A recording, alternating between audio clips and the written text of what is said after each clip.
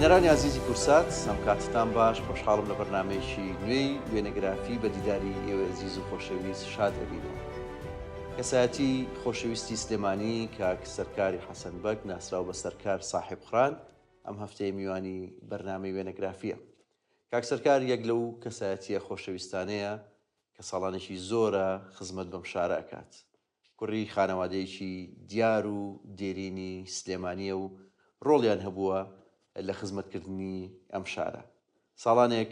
وەکو ڕێخستنی نهێنی کاری کردووە و تا ئێستاش بەردەوامە و لەو بوارە خزمەتی گەورەی کردووە. خاوەنی ئەرشیفێکی دەوڵەمەندە لە وێنەی خانەوادە دیارەکەیان. ئێمە ئەم هەفتەیە هەوڵ دەدەین لەم بەرنامەیە باس لە ئەزمون و ئەرشیفەکەی کاک سەرکار بکەین کە هاوکات ئێستا سەرۆکی ڕێکخراوی هاوشاریانی سلێمانیەکێکە لەو ڕێکخراوانەی کە خزمەتێکی گەورە بە ئەرشیف و بە کەسایەتیەکانی و بە مێژووی شاری سلێمانیەکەن. کاک سەرکار جارم کاتەوە باش. زۆر سوپاس بۆ جەنابەت. چاومەڕ بوو، ئەحواڵت چۆنە، تەندروستی چۆنە ئێستا؟ باشین ماشەڵڵا هەر باش بێت. لەگەڵ ئێوەش باش بێنەمەش باش. ماشەڵڵا ئەدبینم زۆر چالاکی ینی بیت بۆ ئێرە لە بۆ نەویادەکانە لە فستیڤاڵەکانە لە یادی سلێمانی ینی بەردەوام کەسێکی چالاک و پڕجوڵیت. من هیچ کاتێ حەزم لە ئیشی بڵێن کەم و کورتی نەبوو. حەزم کردو ئیشەکە خۆمی بۆ تەرخان کەم و بە جوانی ئیشەکە بکرێ. ناکرێ خەڵک دوو ئیش و سێ ئیشکە. ئینگلیزە لە هەر کەسێ دوو ئیشی کرد معنای هیچیان ئەوەی هیچیانی پێیان ناکە. کوردی ژەڵێ ئەگە بە دوای دوو کەروێشکار ڕاکەی هیچیانە بۆ ناگێ. ئەو لەبەرەوە خۆمی بۆ تەرخانەکەم وە هەوڵیشەیەم پرس بە چەندها کەسی وەکو جەناب دەکەم، یعنی خواوەکی لی ئیش ناکەم. من دایکم بە مناڵی مجای نەسیحەتی کردم بە تایبەتی کە چوون بۆ بەغاوانە بۆ مواجهی سژوانە زۆرەچین کە شوێنێکم لێتەکە چوو ئەوی ڕۆڵە پرسیار بە و دانابە ئەوی پرسکە و شارەزابە پرسکە پێویست ینی پرسی ژەکەم بۆ شتەکان پێویست بە سەدان کەسی وەکو بەڕێستان و وەکو تەلەڤیزیۆنەکەتان و وەکو کەسایەتی ئێوە پرسی ژەکەین بۆی شەکەمان جوانتر دەرچێت. دەستەکانە خۆش بێ و جێگە دەست دیارە بەڕاستی لە هەموو چالاکیەکان. من پێم خۆشە پێشەوەی بچینە سەر باسی ئەم ڕێکخراوە باسێک لە بنەماڵە و خانەوادەی ساحب قڕانەکان بکەین لە شاری سلێمانی کە دیارێکێکن لە خانەوادە دێرینەکان و لە مێژووی ئەم شارە و لە مێژووی کوردستان ڕۆڵیان هەبووە چ لە بواری سیاسی چ لە بواری ئەدەبی و لە بواری کۆمەڵایەتی و بوارەکانی تریژ و چەندین کەسایەتی جوان بەڕاستی لەناو ئەم بنەماڵی ساحب قڕانە هەبوون. لەوانە حەمدی شاعیر، سالمی ساحب قڕان، مستەفا بەجی کوردی، شکروڵڵای بابان، یعنی عادی لە خانە و زۆر کەسایەتی تریش لەناو ئەم بنەماڵەیە خزمەتی گەورەیان کردو هەتاگەنەوە بە ئێوە. من پێم خۆشە باسێکی بنەماڵەکەتانە بۆ بکەی بۆی کە ئەو ترێ دەم بنەماڵەیە لە ئەحمەد بەجی گەورە کە باپیرە گەورەتانەوەی چێک بووە لە 12 سوارەی مەریوان کاتی خۆی. ئایا ئەم ینی ڕیشی ئەم بنەماڵەیە گەرێتەوە بۆ ئەحمەد بەگ مێژۆکەی کۆنترە یان پێم خۆشە خۆت باسێکی ئەوانە بوو؟ بەڵێ بەڵام مێژۆکە زۆر لەوە کۆنترە چکە باسی پاشایەت و شتیژەکەن لەوە پێشترکە هەبووە پێش دروستکردنی سلێمانی و پێش قەڵاچۆرانە. بەڵام ئەوەی کە هەبێت لە ئەحمەد بەگەوە من شارەزا بم ئەحمەد بەجی گەوری ساحب قڕان هیچێ بۆ لە 12 سواری مەریوان و یەکێ بووە سوارچاک و ئازا بووە، یعنی بلیمەت بووە لە شەڕ وشتا. تەنانەت ئەو شەڕی کە ئاڵێن فارسەکانی ئاشکانەوە ئەوانە بە ئەوان 12 کەس بوون توانیوانە هێزێکی گەورەی فارس بشکێن و ناوبانگیشی پێ دەرکەنەوە شوێنەکانی خۆشیان ڕزگارکردنە بۆ ناویان دەرکردووە. ئەحمەد بەگ شاعریش بووە، یعنی لە ئەدەبیاتی شەهر لەقەبی شێعرەکەی ناوی شەوقی بووە لەقەبی شێعرەکەی و لەقەبێکی کەشی بۆ ناوی ئەحان بووە. ئەو مزگەوتی حاجی حانە بە ناوی ئەوە ناونرا و پیاوێکی تا بڵێ بەتوانابەتوە پیاوێکی بەهێز بووە. بۆیە ساحب قڕانە ناوناوە ساحب قڕان. خەڵک وایە زانی لە پارەوە پارێکی ئێرانی هەبوو پیانەوە قڕانجاران وردەیەکی ئێرانی بوو، بەڵام ئەوە نییە. ئەوەی ئێمە من لە سەرداری عوسمان بەجی خزمی خۆمانەوە پرسیارم کردم لە چی هاتوو بۆی مەزبوط وتی ئەوەی کە منیش لەوان و بیستمە لە قڕکردنەوە هاتووە لەگەڵ هەر دوژمنەکە شەڕیان کرد بێ ئەمانە توانیوانە دوژمنەکە قڕکەنەوە واش بووە. من ئاگام لێ پیرەمەردی شاعرێکی جوانی لەسەر وتووە ئەڵێ قرنی قران بوو قرانی هانی چەند خۆش بوو دەوری صاحب قڕانی ئەمە پیرەمێر دەیڵێت من ناڵێم و کەسیش نەوێتەوە ئەمە پیرەمێری بە هینیش بۆ ئێمەیان نردووە وتیان بۆ ئەم شعرە بۆ بنەماڵی صاحب محمود بەک کوڕی ئەحمەد بەک بووە دیارە محمود بەک بڵێم لە ئەحمەد بەکیش بەتواناتر بووە لە دەوڵەتی بابانی ئۆمانەیە چۆ لە دەوری کەرکووک شەڕی کردووە لەو مەنتەقەیە عوسمانیەکان شکانەوە چۆ بۆ دەوری کەرکووک و لەوێ شەهیدیان کرد بەم ئامەرە و بەفێڵ لەوە چیا دەرمان خوارد کرابیان لێ شەهیدیان کردووە قەبرەکەشی ئێستاش لەوێ لەگە بنەماڵەی تاڵەبانەکانە قەبرەکەی ئەڵێن لەوێ منێش نەم دۆزێتو نەچوومەتی سەری بەس بە هیوام چەند قەبرەکەش بێزمەوە و نۆژەنی کەینەوە یان شتێک لەو بابەتانە ئێمە لە بنەماڵەی صاحب قڕانە کەسایەتی خۆشی باسی کرد کەسایەتی زۆر بەتوانای تیا هەڵگەوتووە لەوانە سالم و کوردی سێ کوچکەی بابان تقریبا ئەڵێ نالیش هەر خاڵیان بووە نالیش خاڵی سالم و کوردی بووە یعنی سێ کوچکەی بابان لە ئەدەبیاتی کوردی و لە ئەدەبیاتی بابانەکانە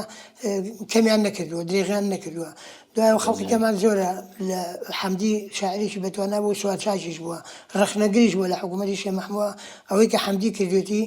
تەنانەت شاعرێکی هەیە کاتی خۆی کە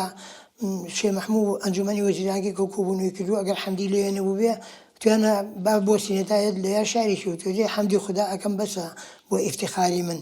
دیوانیان لە مەجلیس ئەکەن ئینتیزاری من یعنی لە یا فەخری کردو شانازی کردووە کە خەڵقی وەکو شێخ مەحموود وەکو ئەو مەجلیسە گەورەی کە وەکو کەریمی ئەلەکەوانی تیا بوو هەمان بەتوانە و بەهێن بوون چاوەڕێ ئەمیان کردو تا گوچووە بۆ کۆنی یعنی خۆشە تۆ خەڵک بۆ سێ لەسەر نەک بەجێو بێڵن لە کاروانەکە بەجیان نێشووە بۆیە حەمدیش پیاژی کەم نەبووە ساڵ سەیکی بەجی صاحب قڕانمان هەبووە ئەو محافظی ئەولێر بۆ کاتی خۆی ئەو سەلاحەدینی کە ئێستا خەڵک شانازی پێکەوانە ئەو دوویستی کرد بە ناوی کوڕەکەی خۆشی و ناوینەوە کوڕەکەی ناوی سەلاحەدین بوو ئێستا وەچەیان لە هەولێر هەیە وەچی صاحب قڕان لە حیجازیش هەیە لە ئێران هەیە لە تایران هەیە لە زۆر لە شارەکانە هەیە بڵاو بوون و بەدەسەڵات بوون لە دەسەڵات شتەکانە کە ڕۆشن خەڵقیان لێ کوژا و لێ شەهید بوو لەو شوێنانی کە نێژراون شت نییە جەنازەکان هێ نابێتەوە بۆ ئێرە بەڵێ من حەزم کرد هەندێک شتێک کە حەمدی کردوێتی شتێک بیر بخەمەوە حەمدی شاعر با بڵێن وەخت خۆی وەزیر بوو لە حکوومەتەکەی وەزیر بووە لە حکوومەتی وەزیری گومرگ بووە و ماوەیەکی سەرۆکی شارەوانی بووە ئەنجام ڕۆژی چوومە شارەوانی ئیشەکان زۆر هین و خوار و خوێچوانە کرد وتم جاگاگە ناختانێ جاران حەمدی وەزیری سەرۆکی شارەوانی بوو کەریمی ئەلەگە وەزیری مالیە بووە ئیشەکانیان باش ڕۆشتووە ئێوە خۆ ناتوانن وەکۆ بکەن کاردێک وام گلەیم کرد لە هەندێک مهندسیشەکانیان حەمدی توانیوێتی هێنیش کاتەوە توانێتی لە دوای مێجەرسۆن ئاگری نەورۆز کاتەوە ساڵی بەپێ لە پێش پیرەمێر ئاگری نەورۆزی کردوێتەوە لە سەرەتا مێجەرسۆن 1920 دواتر بەڵێ دوایی 27 حەمدی کردوێتەوە دوایی پیرەمێردیش بەرەحمەت بێ لە بەڵێ ئەوی ژوانی کردوێتەوە بەڵێ دیارە ڕۆڵی و گرنگیانە بوو با بینە سەر خانەوادی ئێوە دیارەکە هەر درێژکراوەی باڵێن خانەوادە و بنەماڵی صاحب قڕانەکانن پێم خۆشە لە جەنابی باوکتەوە دەست پێ بکەم حەسەن بەک لە قەبەکەی وا بۆیان حەسەنیست ئەمە وێنەیەکی جەنابی باوکتە باسی کەسایەتی باوکتم بۆ ئەمە باوکم بووە دیارە ئەمە لێرە ڕەسمی کەشخەیەتی وشتی کاتی بەتوانای خۆی کردووە باوکم کە دوای کە تۆفیق بەک حەمدی خۆی کردووە با پیرەمێنی حەمدی خۆی کردووە ئەم تقریبا تاقە کوڕ بووە لە هەم لە مڵکوشتا زۆری بەرکەوتووە هەم خۆشی پیاوێکی بەتوانا بووە ئەمە وێنەیەکی تری جەنابی باوکتە دیارە ساڵی 1968 ئەم وێنەیە گیراوە لەگەڵ دایکتایە وەکو باسی کرد باوکت مەلاک و خاون مڵک بوون سەردەمانە بەڵێ ئەمە ئەم خانووە خانووی دوای ئەوەی کە لە شوێنی ئوتێل مەولەوی ئێستا گواسمانەوە خانوویشی دروست کرد لەسەر گەڕێکی گۆیژە سەر شەقامی برایم پاشا ئەو شەقامی برایم پاشا نەکرابوو ئەو خانووی ئێمە تاقە ماڵە بوو لەیە پشمانەوە هین بوو دەشت بوو پیانەوە یاڵەکە تر خەڵک کە فیراروشتێکەرەی فیراروشتە و زمانە ڕایەکرد بۆ ئەوە کە هینە بوو هەمی لێکۆ بووە ئەنجام خانووە ئەمە خشتەکان دیارە لە دوای ئەم خشتانە بەشی خواروی شوێنێکی هەیە بوو ئەوە بە گەورەی شوێنی بەفرماڵین بوو ئەو بەفر ئەمە لەگەڵ دایکمی دایکی ڕەحمەتی ماهر چەمە ڕەحمەت من خوا عافیانکە عافیانکە خوالیان خۆش بێ وێنەیەکی جوانە ئەم وێنەیەش پێم خۆشە باسی بکەین ئەو کاتێک کە ئوتێل مەولەوی لە بەدەرکی سەرا دروستکەوە دیارە ئوتێل مەولەوی پێشەوەی بکرێت بۆ ئوتێلە ماڵی ئێوە بوو ئەمەش کاتی دروستکردنی ئوتێلەکە ئەمە تۆ باوکتن بێکەوە ئەمە من و باوکمین دیارە ئەم شوێنە ئەوەی ڕێک ئەوەی ئوتێل مەولەوی خۆیەتی لە پێشان ماڵ بۆ ماڵی ئێمە بووە باوکم یان کڕێت یان لەوەرە شتا بەریکەوتووە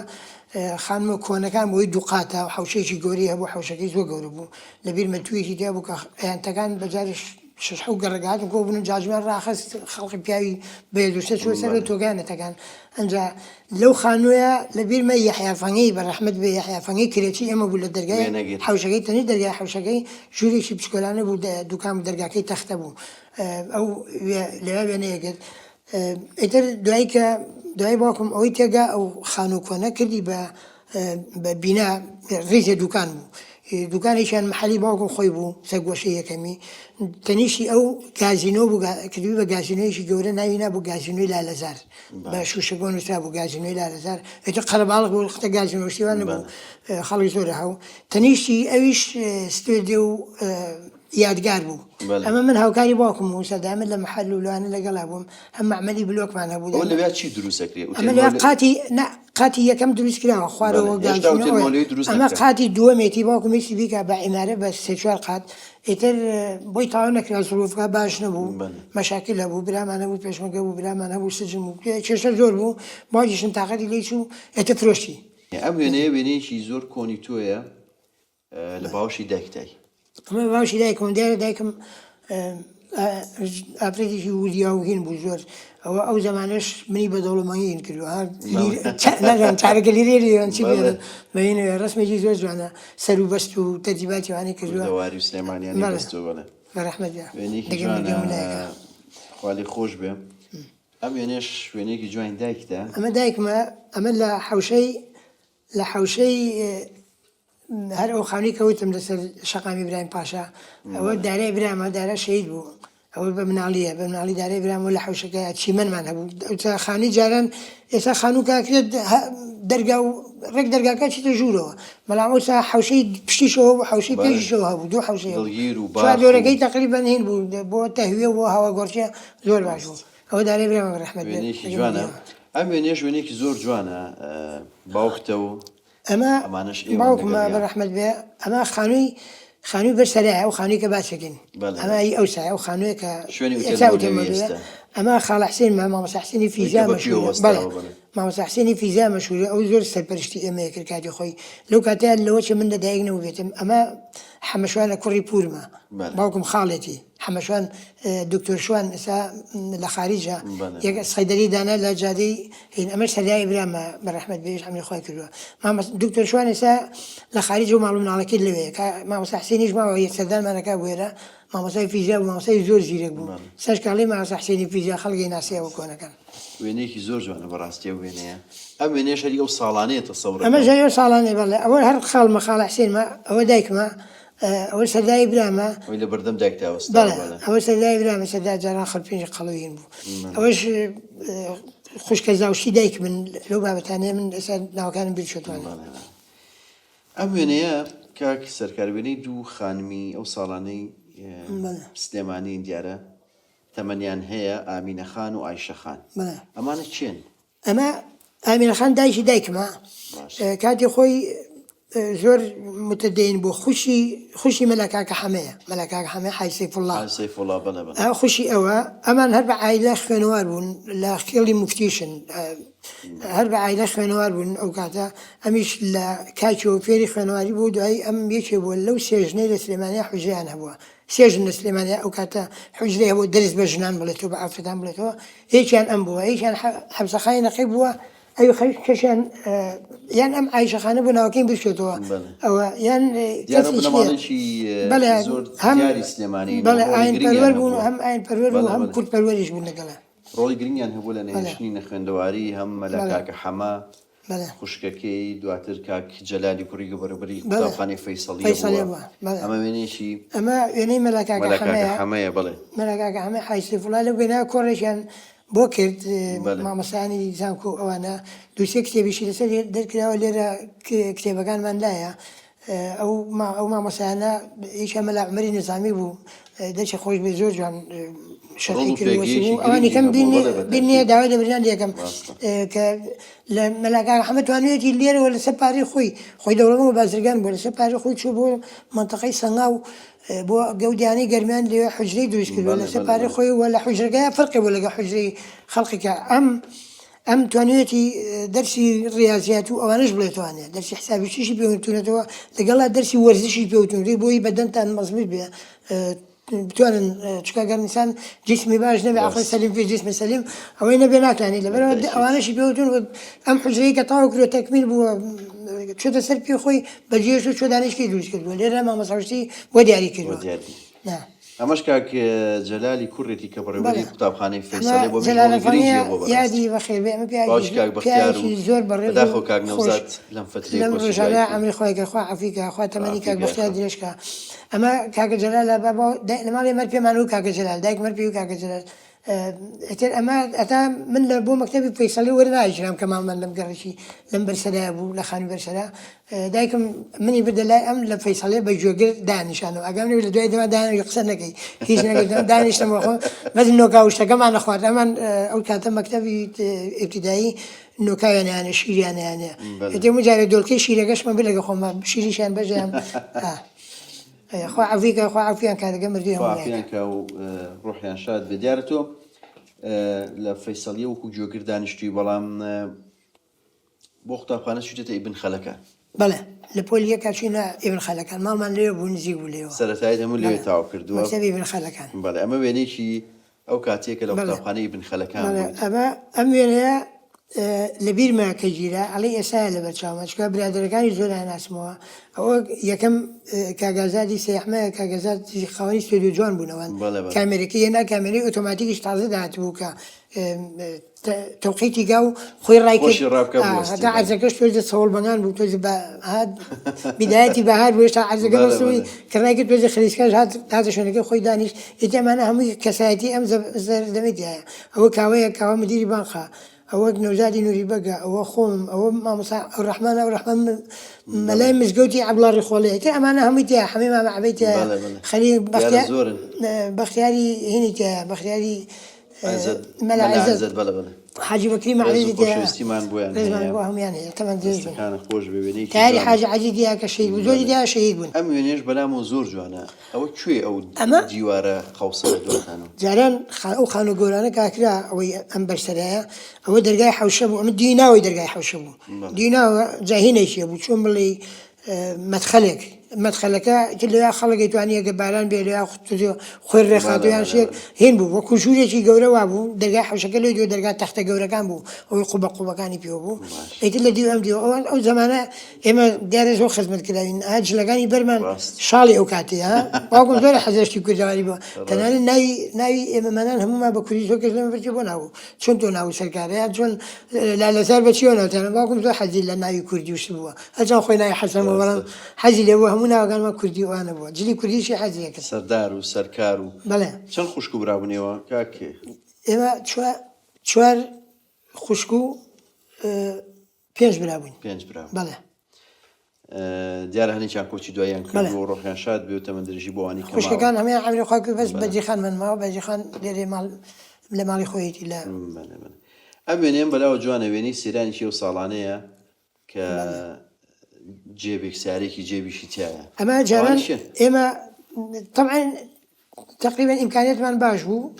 سارەمان هەبوو ئەوە جێبێک لاندۆڤەرە هەمان بوو حاجی برامە ئەو ئیش لێ خۆڕی گەڵابەیشمان هەبوو کە بچینە بە سێران دایکمە نابێت دراوچەکانیش نەبین چۆنە بێت ئەوە کاژەمالی جەما عەزیزە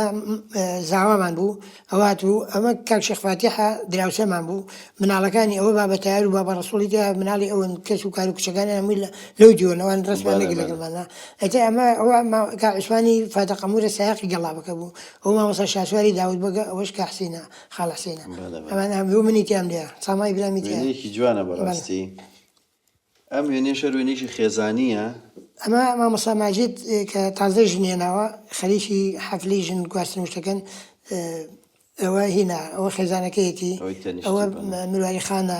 دایکێتی ئەوە تووبای خوشکمە ئەوە دایکمە ئەوە ئەو کاتە ئەوە ناوی بە هینا وێنەیەکی جوانە بەڕاستی ئەم وێنەیە مامۆستا ماجید مامۆستای کوردی بوو کە کەسی زۆر تێکۆشەر و کوردپەروەرج بوو ئامەزامەنە وێنەیەکی تەمەنی هەرزەکاری و ناڵیتە ئەمە منم ئەوانە چیان دارای برامە بەڕەحمەت بێ سامای برام مهندیسە ئێستا خانەشین بووە ئەوە منم بەڵێ مراخانی مانە بەرا جلی کوردی وێنەیەکی جوانە بەڕاستی ئێوە تەمەنەیە. ئەم وێنەیەش ساڵی 1956 لە سلێمانی ژیراوە. ئەمانە چین؟ ئەمە هەر خاڵ حسین مناڵ خاڵ حسین دایما دەستی بێمان و دایما لەگەڵمان نبووە زۆر لەگەڵتان ئەوە منم ئەمەی پێشەوە ئەوی دوای سەدای برامە بەڕەحمەت بێ. وێنەیەکی جوانەی مناڵی. ئەم وێنەیەش نووسراوە شەفیقە مع ئەولادیه وأخوه حسين وسركار. جارم تو خال حسين ودك. منو خال حسين ماله. أما كولاني من بزانم حاجي حانا. شكال لبيش بس سلام الله من حاجي حانا. بله. أو هم جرج حاجي حانا طيب كولاني حاجي حانا. جارتو لدواي. ما لقاني مبون. بله لدواي أوي لابن خلكان. ابن خلكان تيجا كديان ببيراميد إما نقل كرد لشاشي ابتدائي تربو امتحان وشتكت فينا رفع حلمي. مصالي شخص نوع حفتا. بله فينا رفع حلمي. كارتي باش داري كرني تحقيق كرنا وكان السركار حسن توفيق. بله. أما بكالوري رفع حلمي. رفع حلمي اللي داخلي بكالوري كلام بو اللي درشين بو نوادي أزمر. شو متوسي أزمر. أول عينا شد. أما شروي بلا ما نسوا ناوندي كاني آسكان. أما سامالي بنامه. مكاك سامال. أما سامالة أم لمكتبة زور جزيرة كتب ولا من جات ريخن. أم خواني زور بجدي خواني تاكلي عند سشي طاو كت هذا يكمل. أو صالح. كاج سركار لا سرتي حفتا كان ولا حفتا بسي وأنا تكل السياسة وبيش مرجعتي وشتانا أبيت. شون دست فيك لو بارا؟ من حفتا بسي لقل محمي عزيز بقى خزم من بو عامل بتعليون بو. هم خوشم سلم بو يخرا وحزم لي بو عشان دايكم زور رجلي ليكرو ديتو من عليتو ما تشوف نازم شي اديت شو مناي خم نسي لا انا كشر دروز بان الرك جاي بنادم رك او هنا او شتيكي كنت يجي قورم دوزيو بفلا رام كربو هيراونا زين اذا كان هيراونا زين خير اخم انا ايو شو بيوندي بيو كرنو برنامج وسط ايامي خيرا وتي من كوري صاحب قراني من قلابي وكوري وقتهم من قلابي ايش باجر رايت اللي هذا كان هذه سفين معايق لي وين داي وين بتعلوني اساس بتعلوني بو زور هين بوش دائما الشر ونار راحتي وانا وين لا ما خبزنانو وقتها كزني لا ما خبزنان شوي من ده قنديل وما خبزنانو داي هتانس قال لا هين وين لا قريو عمر اغا وقريو بيشي أو منطقة همي 30 متأكد همي ما يبون بتشاو صاخ. لدواء أوي ترهات توبو إيرو. الدواء اللي نسكوكها هاتي نوا. بله. يارا مشغولي كسابة وكار كردن بوي. بله هاتي نوا. نشو مو برخون دمشيا حزم لا كسابة وأنا بوتر خمار سعر إجاري سائق وشمان دلنا وكودين سائقي. في تريو ترى وش أنا معنا كلو وكالتي شركة عامي سيارات مدرنا رقم جيش سيبو خلق أكتبوا لنا أشبه من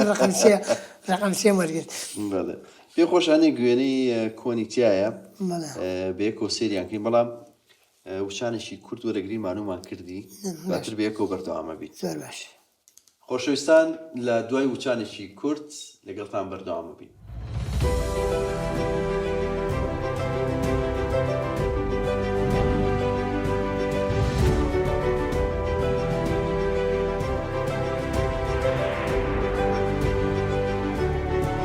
شويسان دوباره سلاوتان ليبي ولا برنامج منغرافي ولا قال كاك سركار صاحب قران لقلتان بردوامين كاك سركار ديار قشنا وقناغيكا دواي موضوعي بيش مرقاتي وصالاني تسركر بكسابته وبتابتيج لها اشتاكان امي باسي وخالب كم صالاني وكو رخصنين هيني لها اشتاكان تقرا برينو انا كارت كردو ايو ديد بكيو هبو شون لو رخصنا انا كارت كرد منو كاتر رخصن أو نبو لا على صاصامي لسب فكروا أوبيا من نقل كاكتاري علي والي بكبر رحمة بيا نقلوا أنا بيوندي من بشرها كلا دوين نسكو كهاتي نو بيوندي كان من هالبردوام وأوجنا أردمي وجنا من يزمو بسمبو إيران وبولا دريشلوا إتر أون أردمي تبشوا سليماني إيش مبيتا إتر ليري السليماني نامي بون أردمي شو بغاد من الليل ونربو بغا سعرهم هو قمري بيجوم هو أشوف بقول المصافة ده كتعرم بيني وكاغذي بيانا يعني زوج سنين يعني ما كنت بيك وأول زمان أنا كرتك شو بدمي بوشونك بنا مزاي شونك شو سداني صالح الشفيك برحمة الله صالح الشفيك كتير حزب سوسياليستي أو سابو لبقى وزير بو والله سكرتيري حزب لكم فرنسا بس سكرتيري حزب درسول وهي أبو قمليشان بيعتقانا وشيء ذاكر کاگی سەرکار من هەندێک بێنم کۆنی و ساڵانی تۆم لە لامەوە پێم خۆشە سەری هەنێکیان بکەین دیارەمە تۆ هاوڕەکانت لەم وێنەیە هەشتی دەی ساڵی 75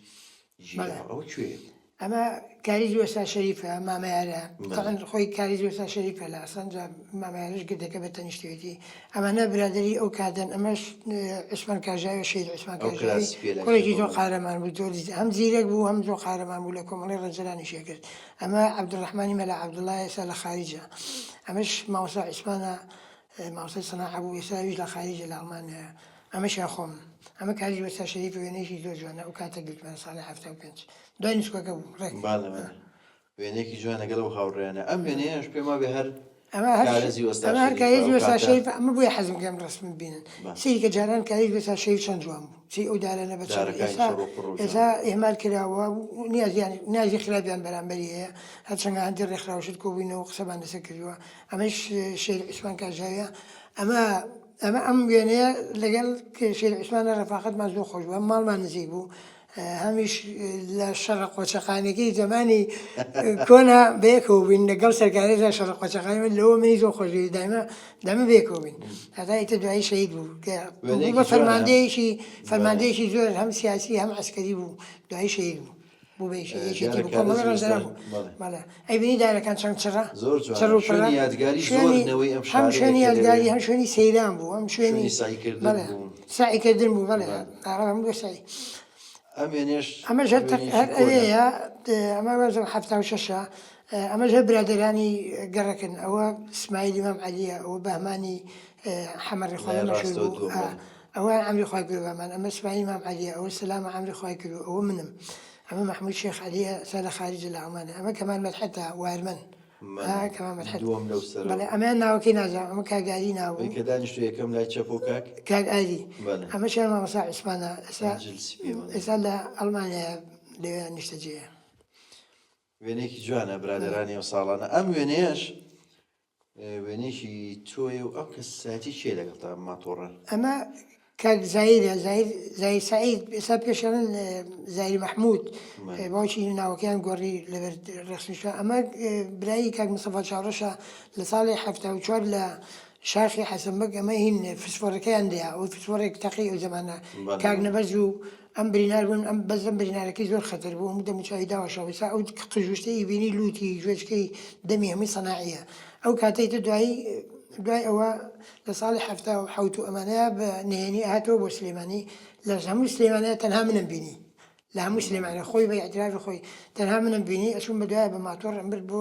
سەرچنار و بۆ هەندێک ئیژوکاری هەبوو ئەمبرد جێبەجێ ئیشەکە لە ڕێی ماجیدی کوڕی پوری و ماجیدی ژەر دوقاچی خەردا بوو فەقیرەویش ئەوەم ئامەروشیان لەسەر بووان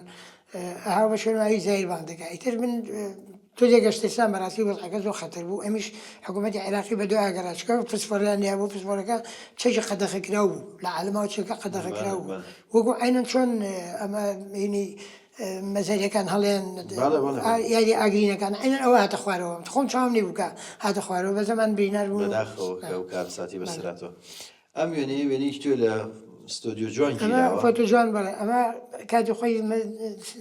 سێحمەد خاوەنی ستۆدیۆ جوان بوو ئەویش کوڕێکی شەهید بوو خۆشی ئەمری خۆی کرد سێحمەد پیاوێکی زۆر بەڕێز بوو ستۆدیۆیەکی زۆر جوانان هەبوو یەکێک بوو لە ستۆدیۆ کۆنەکانی سلێمانی ئەم وێنەیە لەوێ گرتوان ساباوی بوو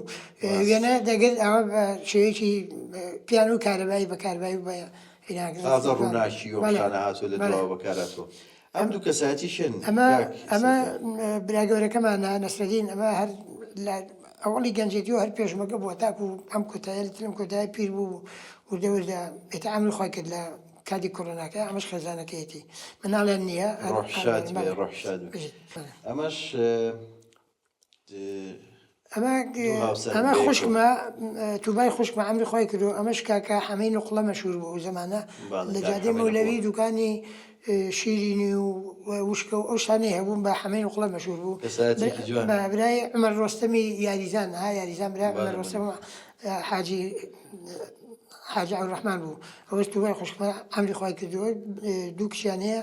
یەکیان لە خارجە و یەکیان لێرەیە ڕۆحیان شاد بێ. ئەمە شوێنێکی سەیرانی ئەمە سێرانە خێزانی لە خێزانیە سەرچنارە. بە ماڵی خاڵمە لەگەڵ ماڵی ئێمە لە سەرچنارجاران سەرچنار شوێنی نیشتەجێ خەڵک بوو. من پێم وە من عەجبایەتیم لێ سەرچنار بوو هەموو جوانیەوە ئێستا چاڤیلان لە سەرچنار جوانترە. مەڵێ پێمان ناخۆشەوە. ئەمساڵ بارانی باش باریوە. بارانی باش باری ئاوێکی باشیشی بووە. بێ نەما موشتەکان و بەڵێ بەڵێ نەمامگەکانی چاکرێت و جوانکرێت و شوێنی سەیرانگا بێ بەڵێ. زۆر باشە کاک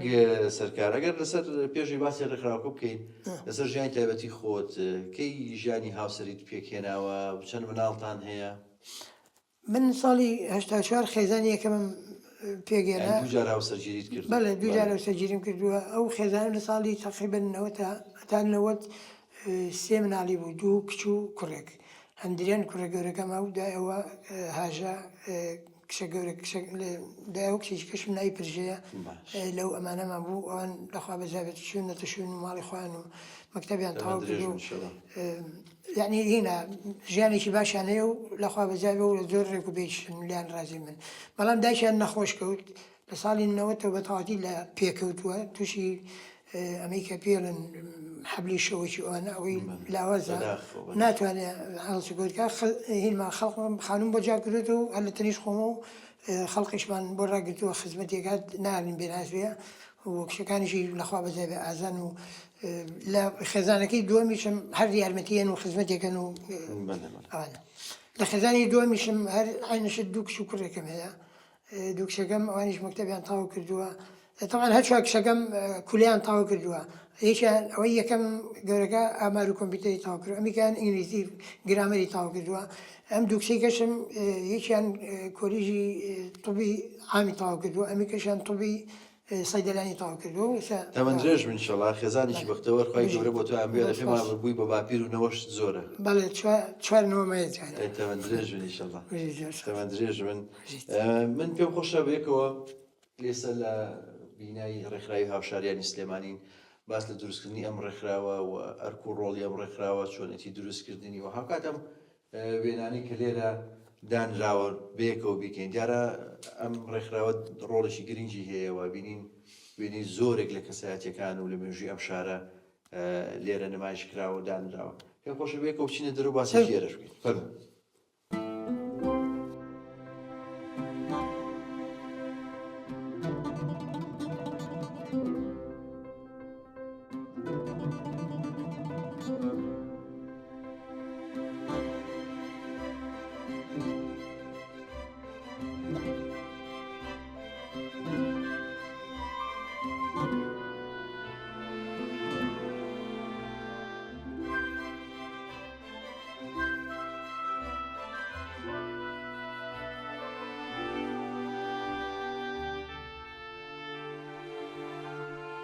کاک سەرکار پێم خۆشە باسێکی ڕێکخراوی هاوشاریانی سلێمانی بکەین. مێژووی دروستبوونی ڕێکخراوەکەەوە بیرۆکەی دروستبوونی ڕێکخراوەکە لە چیەوە هات؟ خۆی بیرۆکەی ئەم ڕێکخراوە کۆنە زۆر دەمێکە. دیارە جۆرێک لە سەراع هەبوو، جۆرێک لە کەم تەرخەمی بەرامبەر بە سلێمانی هەبوو، جۆرێک لە تەنانەت ئێمە هەستمان پێکرد بوو تەعزیەکانی خەڵقی سلێمانی چۆڵ بوو. کەس یعنی یەک و یەکگرتوویەکی تیان نەبوو، ئاگامان لە یەکتری نەبوو. ئێمە بۆیە ئەم ڕێکخراوەمان دروست کرد کە تۆزە نزیکبوونەوەی خەڵقی سلێمانی لە یەک نزیکەینەوە، ئاگامان لە سیما و سروشتی سلێمانی بێ، ئاگامان لە ژینگەی سلێمانی بێ، ئاگامان لە خەڵقی سلێمانی بێ. گە ژینگەیەکی جوانی نەبێ ئەم شارە خەڵقەکەشی پارێزراو نابێت. دیارە ئەوە ڕەبتی بەیەکەوەیە. بۆیە ئێمە گەیشتینە ئەو قەناعەتەی کۆمەڵی برادەر ڕاوبۆچوونمان کرد بە یەک. ڕێکخراو هەروەش دروست دەبێ، ڕاوبۆچوونمان کرد بە یەک، ئامانجەکانمان دیاری کرد و هەوڵمانە مۆڵەتمان لە ڕێکخراوە ناحکوومەکانی هەرێمی کوردستان لە هەولێر بۆ وەرگرت و مۆڵەتمان وەرگرت و لە 2001ەوە تقریبن بەردەوامی 2021 لە 2021ەوە بەردەوامی، بەڵام مۆڵەتەکە لە 2023 دەرچووە. چۆن ئەم بیناکان وەرگرت دیارەکەیشەکە لە بینا دێرینەکانی شاری سلێمانی لەگەڕێکی کە مۆڵەتەکەمان وەرگرت ئێمە زۆر گەڕین بۆ ئەوەی کە شوێنێکمان هەبێت چای ئۆخرە بگرین و ئۆفیسێک بێت کە خەڵی بێ بۆ لامان چوارکەری مەقسەکەین یا کۆبنیەکمان هەبێت. هەدا ماوەیەکی زۆر لە ساموگەران کە ساڵحی داتاش لە دوکانەکە خۆی دوکانە گەورەکە خۆی جێگای کردینەوان هەیە. ئێمە لێ دانیشتینەواران زۆر کات لێ دانیشتین برادران کۆبوونەوە هەتا کۆبوودەوە لە هەوڵمانە خانومان پیاکرد مفتحی شارانی ما زۆر کرد ئەخیرش گەیشتینەوە نەتیجەی ئێران بۆ ڕێکخراوێک کە دیاری کرد ڕێکخراوەکەی کە قوڵی نەبوو من بە هەرم زانی قوڵم کرد و وەرم کرد بە کرێشی جزئی ساڵانە ماڵێ ناوە بێت ینی خراپ نەبوو شارانی دوای لەگەڵمانە هەرچەندە بیناکە زۆر وێران بوو زۆر تێکچوو بوو داروخاو بوو بەڵام ئێمە تعمیرمان کردوانێ و خۆی ئەمە پێشتر ماڵی کێ بوو کۆن ماڵی لە ئەسڵا ماڵی حاجی حەمەمینی سلۆ بووە خەڵقی ئەم گەڕەکە بوون ئێرە پێڵێن کارێزی کارێزی ئەحمەد زەنگەنە ئەوە کارێزەکە ئێساش ئاویتیایە من ئەوم ڕانەکێشە هەر کارێزەکەی ئێرە بەکارین مزەخەمان تێکردو و ئەو کارەبامان بۆ ڕاکێشاو ئەومان ڕانەکێشاوە ئەمە گەڕەکە پێ بەشێکی وەکو نەگەوت گەڕک پێڵن کارێزی ئەحمەد زەنگەنە لەسەرەوەیتە خوارەوە ئەڕات زۆر ماڵوشت لەم گەڕەکەی ئیسفادەی لێگە تەنانەت ئەم ماڵانەی ئەم دی و هێشتا ئێمەوەمان چارە کرد و بیرەکەیان بۆ داگەسانی بۆ کرێکا روشتیوە والحسن هەمومان تعمیر کرد هەمووی لەسەر زۆران لەسەر کارێزەکەن و ئاوی ڕئیسیشان هەیە ئەوان ئاوی ڕئیسیشان هەیە ئیتر ئەمەمان تعمیر کردن نزیکی حەوەش دەفتەری تێچوو حەوەشت ملیۆنی تێچوون بە دیناری عێراقی ئەوەی تێچوو لەوەدا برادران سەر پێ بەڕاستی بیناکە جوانە برادران وشە هەندێک کەس هاوکاریان کردین و مەریوانی حاجی جەمال هاوکاری کردین مانگانە شتێکمان هەیە بۆ پەیجەکەمان و بۆ کری ئەو کەسانی کە هاوکاری پێیژەکە ماڵی ئەوە بە سوپاسێکین ئەو هاوکاری کردین توانیمانیشانوانە وایە نەمانەتوانی ئەو مپارێ خەچکەین لێرا و ئەو مەسەفە زۆرەکەین و ئەم خانوش تقریبا نزیکوونکەینەوە دەستان خۆش بێت چۆن ناوتان نا هاوشاریان بەڕای من ینی ناوەکەی ناوێکی زۆر زۆر گونجاوە ناوەکەی بەلای ئێمە شۆ زۆر قرس بوو وارەکەی زیاد لە 10 کۆبوونەوە کراوە 15 کۆبوونەوەش کراوە هەندێک برادر کە مختصن بە زمانەوانی بۆوانی و پرسیار بە چەند کەسێکی ئەکادیمیوانە کراوە ئەخیر شت ناومە نا هاوشاریانی سلێمانی هەند شەنگە هەندێک کەس بە ئێسا شۆ ڕەخنەما دەگرێت بەڵام خۆشبەختانە ڕۆژێک چوومە لای محافزی سلێمانی جێگرەکەی لێ بوو خەڵقی قەڵازدەیە کاگەحمەی نابوو من عریزەم ناردە ژوورەوە من عادەتم وایە عریزان نێرمەش خۆم قەت ناچم خۆشم نانەسێم وەڵام دوای عریزەکەمە هاتە دەرەوە وتی کامەیە کاک سەرکار وتم منم فەرموو وتی تو وەرە ژوورەوە تۆ چۆن ئەمە ناو هاوشاریان وتم بۆ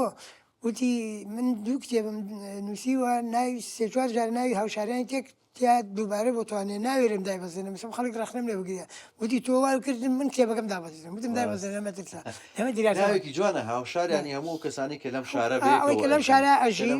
فەرق و جیاوازیش ناکات هاوشاریەوەی کە لەم شارە ئەژی شمولێکە هەندێک کەس دۆزانێ ئێمە خۆمان لە لادیە و قەزا و نەحەکان جاگە ناخۆمان جا ناکەینەوە ئەوەی لەم شارە ئەژی ئەوەی خزمەتی ئەم شارەکە جوانی ناوەکە ئەوەیە بەڕاستی بەڵێ بابێت لەم ئەوەی کە خزمەتی ئەم شارەکە بابێت لێرە دانیشێت لەسەروی ئێمە دانیشێ برا گەورەشمان بێ ئەمە خزمەتی شێگەین بەجێ خزمەتی ئەم شارە بکە هەچی کەس خزمەتی ئەم شارەکە و ئێمەش ئەگەر نتوانین خزمەتی شارەکەی خۆمان بکەین من ناتوانم خزمەتی ئەم شارەکەم ئەسڵ ناتوانم خزمەتی هیچ گوندێ بکەم بەڕاستی ئەو بیرۆکەی زۆر جوانیانی تۆ ئەوەی کە خزمەتەکە بەڵێ هاوشاری بێ لێرە بێ لە هەر شوێنێکی زۆر کەسەی خەڵکی شارەکەش بێ خزمەت نەکات زۆر کەسەی خەڵکی دەرەوە ڕسمانەکە بینێتێ هەندێک کەسی چنگانی هەندێک خەڵکی شوێنی کێ بەڵام لەم شارە ئەماتون مێژوویی لەم شارە بەڕاستی ئەو وێنانی کە هەڵواسراون ئێوە لەسەر چ بنەمایەگە وێنانە هەڵەواستن یا ئەوانە فەق و فروقمان لەگەڵ کەس نەکردووە ئەوانەی کە مێژوویشیان هەبێ مێژوویەک دیارە هەر شوێنێک مێژووی نەبێ داهاتووشی نابێ مێژووی ئەم شارە کە خەڵگەڵی سلێمانی جوانە خەڵگەڵی سلێمانی شۆڕجێرە خەڵگەڵی سلێمانی ڕۆشنبیرە خەڵگەڵی سلێمانی داهێنەرە ئەوانە کردوانە ئەو ڕسمانە کردو ئەو خەڵقی کردو مێژووی سلێمانیە شەر نییە هەمووی تۆ کەسیشمان بیر چوو بێ ئەوانی کەژ دەوردا دەرگامان کراوە دەرگامان کراوەیە بۆ هیچ کەسێک گەگە خۆشیان پاریان نەبێ بیکەن ئێمە یا خۆشیان تااقەتیانێ بە وێنەکەمان بۆ بنێرن ئێمە خۆمان نەیبن چاپەکەین و لە سەپاری خۆشمان تەبعکەین زۆریشمان بەبێ جیاوازی لایانی سیاسی بەبێ جیاوازی هیچ شتێک هیچ بەڵێ جیاوازی ناکەین نەگە کەسا و هەمووی هەر کوردە بەڵام هەچ کەسە و هەچ کوردە و لە شوێنی خۆی و ماڵێکی خۆی جوانکە ئەوە باش دیارە جگە لە وێنەکانی ئەو چالاکیتانێ من دەبینیم لە زۆربەی یادەکانە چالاکیتانیوەم مناسەب چووکەشە دروست کردو لێرە ینی وەڕاستی شوێنێکی زۆر جوانە ئەمە سەری بەڕسخە ئەوەی ئەوەمان کردووە بۆ کار و چالاکیەکان کار و چالاکی تیاکرێ و ڕێزرامان بۆ هونەرمەندان کرد لێرە کرا ڕێزرامان بۆ کۆمەڵی خەڵقی ژینگە پارێز کرد هە لێرە کرا دکتۆر کێوان هاو محازەرەیەکی لێرە هاوتەوە لەسەر مێژووی شەڕەکان و مێژووی ئەوەی بەڕاستی گرنگین بۆی بمێنەوە وەکو مێژوو ئەم ئەخیرەش یادی حەودی سی سلێمانیمان کردەوە کە زیادی نەکردوتیان تۆباران و ساڕوغوانێ ئێمە یادمان هەکردەوە شەیدەکانی سلێمانیمان حوتی سێ و هەشتی سێمان هێنا لەوێ ناوەکانمان هەڵواسی و هەندێک ئەو وێنانی کە دەستمان کەوت دیارێ من ئەمانەی مێژووی سلێمانی کۆکردنەوە ئێستا من پێویستم بۆیە یادی نۆزەی حوزەیران و یادی منعەدە جەولەکەی سلێمانی و یادی لافاوەکەی سلێمانی و یادی ڕاپەڕینی سلێمانی ئەمێ ڕسمەکانی ڕسمی خەڵکەکان دەستکە شەیدەکان یان ئەوانەی کە مزەحی بوون لەو مەسەلەیە ئەیکەم بە ئەرشیو لە هەر کاتی خۆیان هەموو ڕسمەکاندانی ئەم جارە من نەمتوانی 152 ڕسمی شەید دانێم دە 12 کەسم دەستکەوت بەڵام لەمە دووە هەوڵێن ئەوانەمان لا کۆبێتەوە بیکەین بە ئەرشیوێکی بەهێز کاک سەرکار بیناکە زۆر بیناکی دڵگیرە کەیتە ژوورەوە ینی بۆنی کۆن و ساڵانە و دێرینی سلێمانی دێ لەم کورسیانێکە داتان ناوەیە ئەسە بۆ من ئەمە بەردی مەڵکەنیوارە بەردی مەڵکەنی جۆران هەڵا بیر ڕخێنم نەمڕخان وتم ئەوە ناڕخێنناکە ئەم شوێنە کۆنە بەردی مەڵکەنی دیانە بە سلێمانی ینی بەردی مەڵکەنی دوێنێ بەلای گوندی ئەڵمانیا ڕۆشم بەردی مەڵکەنی خلێ دێ شوێنەکە میتمە هاچی بەردی مەڵکەنی دیانە تا دەتوانین دەریبێن لەبەرەوە ئەمە حەزمان کرد وا بێنێتوانێ و شێوەیەکی جوانی ئەمە کاتی خۆی حەمام و مشتەمەلات و سەرتەنووری ئەو ماڵانی زمانی کۆن بووە پەنجەرەکانی ژانی پەنجەرەکانی پەنجەرەی کۆنن دەستان خۆش بەڕاستی بۆ هیوای لە کار و چالاشی و پرۆژەکانتان فراوانتر بێ و خزمەتی زیاتر ببێ جیاوازی بکەن بە شاری سلێمانی و بە فەرهەنگ و بە مێژوو و بە خانەوادە و کەسایەتیەکان سپاسی ئێوەگەن کە ئەتوانن هەندەرن بۆ ئێمە و بۆ ئەمسالی ئێمە کە خزمەتی سلێمانیکەن و خزمەتی کورتکەن و خزمەتی بەتایبەتی ئەمە لەم شارەوە دەست بێگەن ئەرکی سەرشانمانە کۆمەڵی گوێنم لە کاک سەرکارکەم خۆشە بە خێرایی لە کۆتاییم بەرنامەی سەری کۆمەڵی گوێنی تر بکەین ئەم وێنەی کوێ ئەم وێنەیە گورگێرە ئەمن کاتی خۆی لێرە یاساق بووین ڕام کرد بە دەرەوە لە گورگێر خانوویەکم دروست کرد لێ هەستمە کرد خەڵقی سلێمانی لێش هەر سلێمانچێتی مەکرد پێ هەستمەکە خەڵقی سلێمانی زۆر منکوب و داما بوو کەس بانگی ناکردم بۆ ناخواردنی بۆ شتێک وتم شەر بە خانوێ دروستکەم نێڵم خەڵقی سلێمانی بێناس بێ فعلا خانووەکەم دروست کرد ئەمە ئەمە خوا لێ خۆش بوو کە قەدرە باوکی شەید فاتیحی جامیعەکە کە خۆی شەید کرد ئەمە باشی ئەوە ئەمەش کاگاسوێ برادەرمانە ئەمما وشکل لە خوا بەجێ بێ ئەوش ناوەڕاست منم ئەوش ئەسپەکەمە ئەسپێشنەوە بوو لێ بەکارمێنە جاوەش مریشی سپیە لە مریشمانە کڕی هەر لەگەل میوان باتە دوو کەسی خەڵقی سلێمان بزادێمێکە مریشی نەخوات و مریش حازر بەدەست دەستە خۆش بێ ئەمەش وێنەیان کوێ ئەمە ساڵی 82 مەریوانی ئێرانەوە سەلای ئیبراهیم بەڕەحمەت بە قاچی بریناری بوو بردمان بۆ ئێران بۆ ئەسپە بردمان بۆ ئەسپە تووشی زۆر ناڕەحەتی بن بردمان لێ نەختی تەدایشەوە ئەمانە خزم و کەسوکاری ئێمەن لە مەریوان دۆزیمانەوە و خزمەتیان زۆر کردین ماڵیان ئەوە بێ ئەو کاک نەبەز و ئەوە کاک پەیمانە و ئەو مناڵیان ئازادی ناوە وێنەیەکی جوانە ئەم وێنێش بەردەم فولکەی کاوەی ئاسنگەرە ئەمە بەردەم فولکەی کاوەی ئاسنگەرە ئەمە کوڕانی گەڕک و وشار ڕێکخراوێکمانە بوو ڕێکخراوی حیزبی ڕێکخراوی سۆشیالیست بوو زەخمان لە کاکە هەموو ئەوان کرد کە ئەو پەیکەرە دروستکەینەوە هونەرمەندێکیان بۆ پیاکردین ناوەکەین بچێتوانێ بەداخەوە پەیکەر تراز بوو ئێمە چیمە دۆشتەکەمان لە کاگە هەموو ئەوان بۆرە گرت و بردمان ئەمەمان دروست کرد ئەمانە هەموو برادرانی ئەو کاتەی سۆشیالیست بوو تەنانەت ڕاپەڕینی دووەم بڵێم ئەمانەکردمان هینیتیان نییە ئەتی پەیکەرەکە دروستکە بەس دوایی ڕووخانیانەوە نازانم بۆچی دوای لایەن بر بۆی ئەم شتانەوە دەستی خۆش بێ ئەم وێنەیە کوێ مامۆستا ئەمە دوای ڕاپەڕینە ساڵی 93 ئەمە مامۆستا کەمال کوردیە ئەمە هۆڵی زانکۆیە هۆڵی ڕاپەڕین لە زانکۆی سلێمانی ئەوە کۆنفرانسێک بوو ئێمەش لێوێ بەشداریمان کرد ئەوە منم ئەوە کچە گەورەکەمە ئەوەش کوڕە گەورەکەمە ئەوە هەندیرەنە ئەوەش هاژێ مامۆستا شەید کەمال کوردیە ڕۆحی شاد بێ بەداخۆ کاتی بەنامەکە بەرەو کۆتایە ڕوا من دوایین وێنە کە لەم بەرنامەیە ئەمێ پیشانی بۆم ئەمێنی جەنابەت و جەنابی مامجەلال لە ڕۆحی شاد ئەمە ساڵی 96 بوو کۆنفرانسێک بوو لە مەکتەبی سیاسی ئێمەش چوون بەجاریمان کرد ئیتر لە کاتی ڕێسێک بوو ئیسراحەتێ بوو مامجەلال بەڕەحمەت بێ خۆی گوتی ئەوەرە مەسەوەرەکەی بان گوتی با ڕێسمە بگریت من دەستی کرد سەرشانی من نازانم منی بە فەقیر زانی منی بە وریا زانی لە دەستی کرد سەرشانی من و ئیتر ڕێسمەکەی گیرە و کاعمەی ئیسرائیلی و کاک سەلاح و ئەوە کاک جەلال زۆر جوانە بەڕاستی زۆر بەڕەحم بوو زۆر بە ویجدان بوو ڕۆح شاد بێ دەستی تۆ خۆش بێم ڕۆ زۆرمانومان کردی بەردەوامی لە کار و چالشەکان کورساتە هەر بێنێ کورسات بۆ کورد باشە هەبێ هەبێ ئەرچی سەرشانمانە ئێمەش ڕەنج و ماندووبوونەکان من بەزای ناسیدارە زۆر زۆر سپاس کاک سەرکارجان جارێکی زۆر زۆر خۆشحاڵ بەخێر بەناخوا برادەران بەخێر بن سەرچاو زۆر زۆر سپاس بەخێر بەناخوا خۆشەویستان بەم شێوەیە هاتینە کۆتایی ئەم بەرنامەی وێنەگرافی تا بەرنامەی داهاتوو کاتێکی ئارام بۆ هەموو لایەکتان